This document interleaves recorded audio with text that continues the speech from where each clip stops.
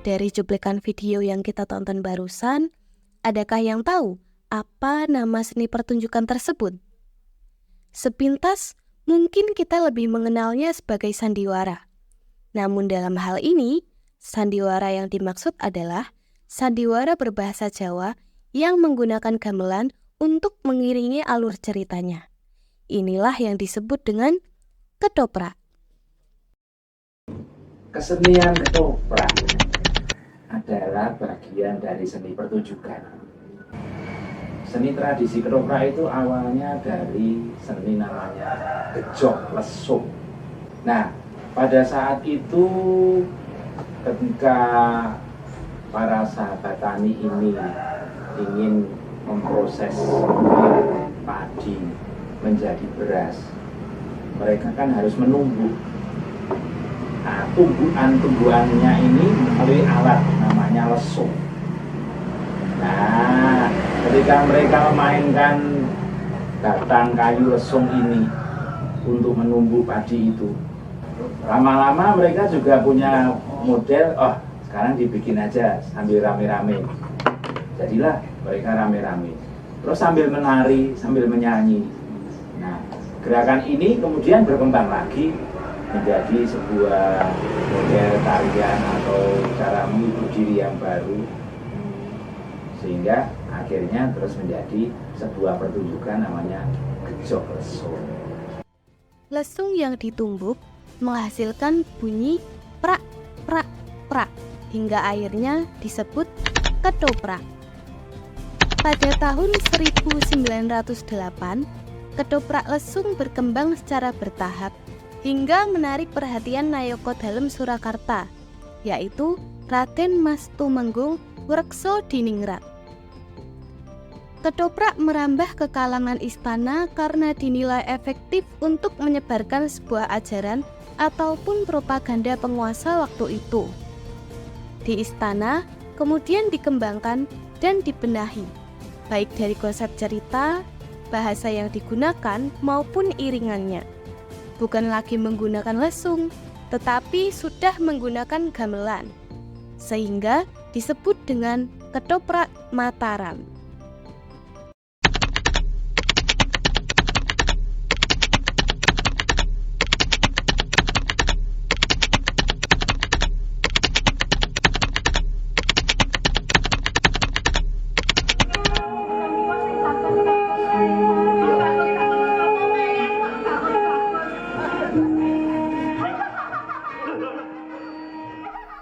Cerita yang dibawakan tak hanya bersumber dari kisah sejarah tanah Jawa saja, namun juga mengambil cerita fiksi, dongeng, dan lain sebagainya. Awal yang saya tahu, ketoprak ini sekarang ceritanya sudah masif. Artinya masif dari aneka legenda, aneka sejarah itu masuk. Cerita bagaimana Damar Wulan era Majapahit dahulu. Damar Wulan mengalahkan Minadigo.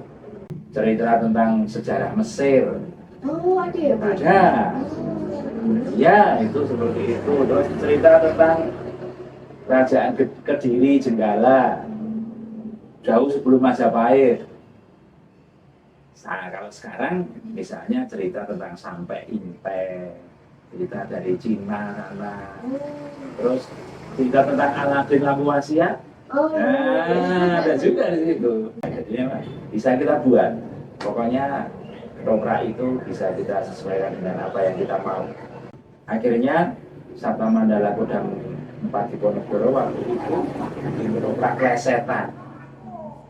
Isinya dagelan saja, jadi ceritanya diplesetkan, dan itu sangat luar biasa. Jalan kira-kira 5 tahunan, kayak begitu. Nah, istimewa yang berikutnya, di dalam ketoprak ada seni drama, ada seni tari, ada seni sastra, ada seni kerawitannya, seni pertunjukan, aktor, pengaktoran, pengaktrisan, di situ komplit, bahkan sampai ke unggah-ungguh. Benar sekali, dalam sastra Jawa unggah-ungguhnya ada di situ. bagaimana kita bisa melihat sebuah tradisi Jawa yang sangat lekat dengan budi pekerti di ketoprak Aceh. Lalu belum lagi tentang bagaimana dalam ketoprak itu bisa menjadi media tutur. Istimewanya ketika kita melihat ketoprak, kita jadi tahu hidup yang baik bagaimana, yang tidak baik bagaimana. Banyak petua-petua sastra yang petua-petua yang disastrakan, yang sungguh-sungguh bisa kita dengar, kita lihat sendiri. Bahkan di situ ada seni suara juga, ada petua-petuanya. Nah itu yang jadi berbeda dengan ketoprak. Dalam perkembangannya, kesenian ketoprak mulai dimanfaatkan sebagai komoditi atau sarana untuk mencari uang. Dari sinilah terlahir ketoprak dengan jenis yang baru, yaitu ketoprak tobong.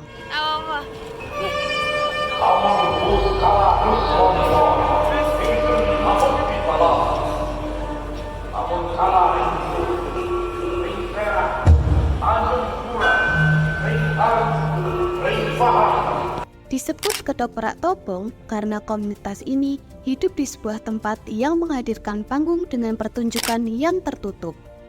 Para pelakunya hidup sehari-hari betul-betul dari mereka bermain ketoprak. Namanya ketoprak tobong.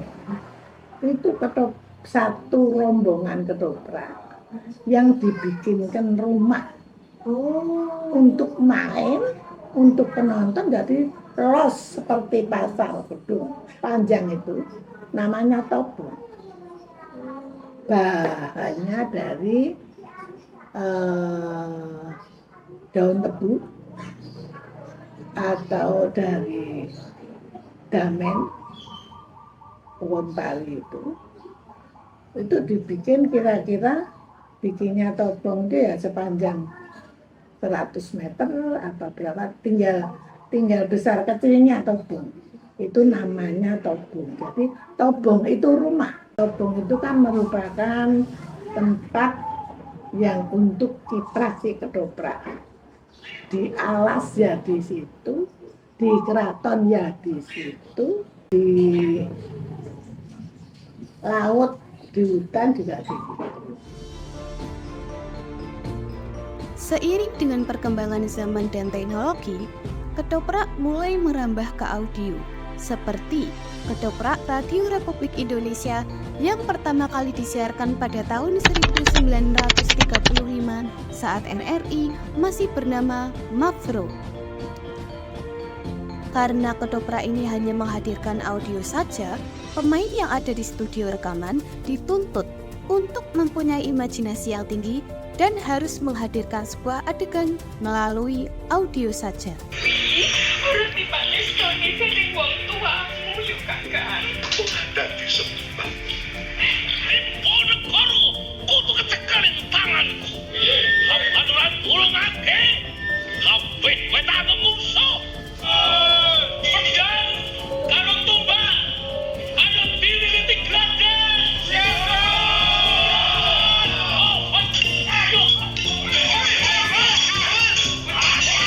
Era radio mengalami kejayaan pada masanya, seiring dengan mulai tergusurnya ketoprak tobong. Mungkin ketoprak RRI lebih praktis dan tidak menelan biaya banyak. Orang makin lama makin berpikir praktis dan dinamis. Era radio kemudian tergeserkan dengan era televisi. Ketoprak pun mengalami transformasinya. Mungkin ini sebuah upaya awal untuk mengenalkan ketoprak pada generasi selanjutnya. Ragam ceritanya pun bervariasi, tidak hanya seputar istana sentris saja, namun ada juga cerita yang bisa merefleksikan isu-isu politik dan sebagainya. Para pengembang ketoprak merasa harus menyesuaikan dan menyajikan pertunjukan dengan lebih modern. Hal ini berkaitan dengan generasi muda yang menginginkan pertunjukan dinamis dan praktis tanpa mengesampingkan estetika. Maka muncullah ketoprak yang mulai menggabungkan teknologi digital dalam penggarapannya. Misalnya, setting bisa diwakili dengan screen lebar atau background panggung yang menggunakan proyektor.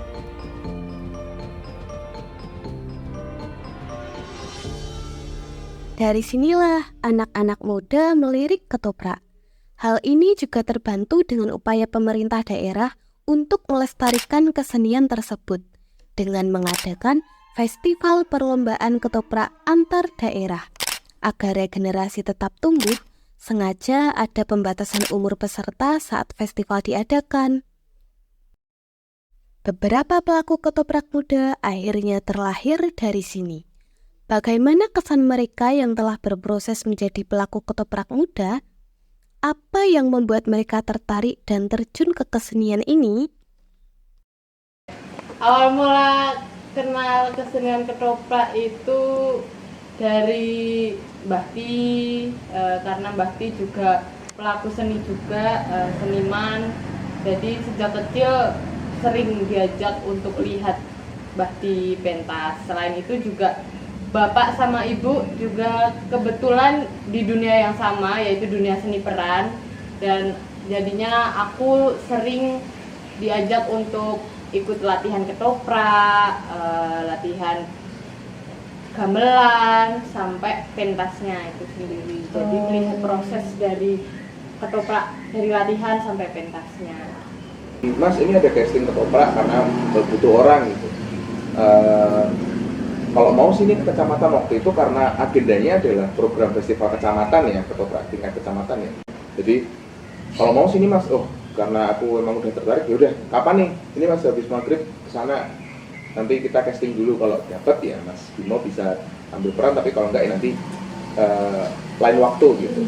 Sepupuku bilang kayak gitu. Ya sudah, aku nating tulus aja, yang penting nyoba aja biar paling enggak kalau misalkan enggak dapat pun orang aware juga ada Mas Bimo yang di situ pengen ikut atau tertarik ikut ya. Jadi mulainya di tahun 2019 dulu festival kecamatan, festival ketoprak tingkat kecamatan.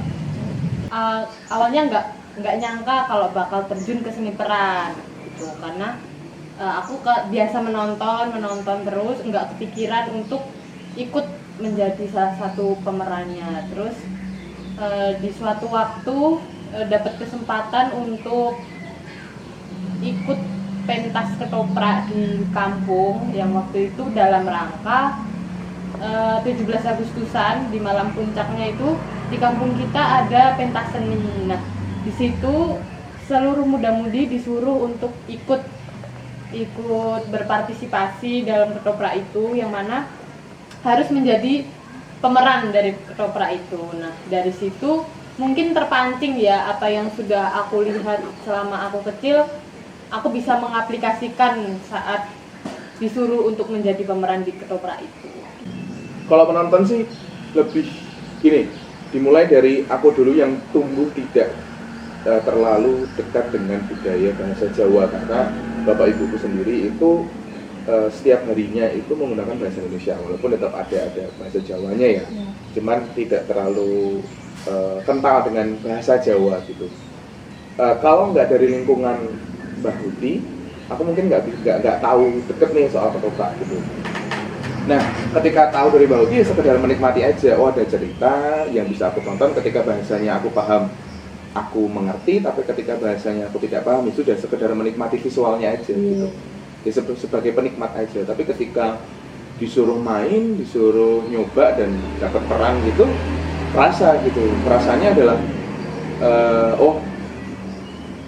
menikmati dialognya, menikmati bahasanya. Ini bahasa yang tidak aku pakai sehari-hari, tapi ketika aku terapkan, ini juga berfungsi juga sebagai bahasa aku sehari-hari nantinya gitu. Jadi kayak fungsional juga gitu. Jadi kalau misalkan menonton ya hanya sekedar menikmati, kalau tiba-tiba terjun langsung ya kerasa banget mainnya, menikmati prosesnya, pendalaman karakternya itu beda banget. Aku pernah mengutip temanku yang pernah menyampaikan kayak gini, ketoprak itu tontonan untuk ditonton, jadi tontonan yang mungkin bisa jadi contoh juga gitu. Isinya juga unggah-ungguh, isinya juga bagaimana kita, tadi kamu juga bilang strata sosial juga, kita memahami bagaimana cara berbahasa dan berbicara. Jadi menurutku apa yang aku dapat di sini adalah unggah-ungguhnya banyak banget. Bagaimana cara menyikapi dari yang muda ke tua, dari tua ke muda. Walaupun memang sekedar kalau misalkan dibilang sepele sebagai bentuk sebuah pementasan, iya ya. Tapi di luar itu, aku pribadi jadi lebih paham unggah-ungguh sih. Maksudnya ngendiko sama orang yang lebih tua. Cara ngomong dari aku yang walaupun umurnya di 24 tapi ngomong sama orang yang masih 17 tahun itu gimana. Terus aku juga pernah dapat peran bapak-bapak ngomong sama rakyatku tuh gimana, ngomong sama rajaku tuh gimana, ngomong sama pangeran tuh gimana. Itu ada unggah-ungguhnya. Jadi yang tak pegang banget adalah, yang tak dapetin banget adalah unggah-ungguhnya itu. Selain itu ya pasti ilmu-ilmu seni peran yang pasti didapetin dari senior-senior yang aktif. Tentu sangat berpengaruh sih, karena akhir-akhir ini aku juga sangat merasakan pengaruh itu. Karena ketika kita berproses untuk pentas, sebelumnya kita pasti latihan ketoprakan. Nah, di latihan itu kita membaca dialog yang ada di naskah. Otomatis kita harus mengerti dialog itu artinya apa sih, biar kita bisa menyampaikan ke penonton gitu. Nah, dari dialog itu pasti kan bahasa Jawa dan tidak sering ditemui di kehidupan sehari-hari. Makanya dari situ kita nanya ini artinya apa, sampai kita aku sendiri menambah kosakata baru, apalagi di bahasa Jawa, bahasa halus gitu. Karena sekarang menurutku aku jadi lebih mudah memahami ketika orang bicara bahasa Jawa halus, aku bisa mengerti artinya gitu. Berawal dari lesung yang ditumbuk pada hari raya Tani, merambahlah ke kalangan istana sebagai alat penyebar suatu ajaran, lalu dimanfaatkan lagi sebagai mata pencaharian oleh masyarakat. Seiring dengan perkembangan teknologi, kesenian ini memasuki seni audio dan seni visual. Ketoprak adalah kesenian yang tak pernah lekang oleh waktu. Dari sana, kita bisa mengambil pesan moral dan nilai-nilai budi pekerti yang luhur. Sebagai generasi penerus bangsa, kita wajib berperan dalam mempertahankan budaya kita di tengah gempuran globalisasi dan westernisasi.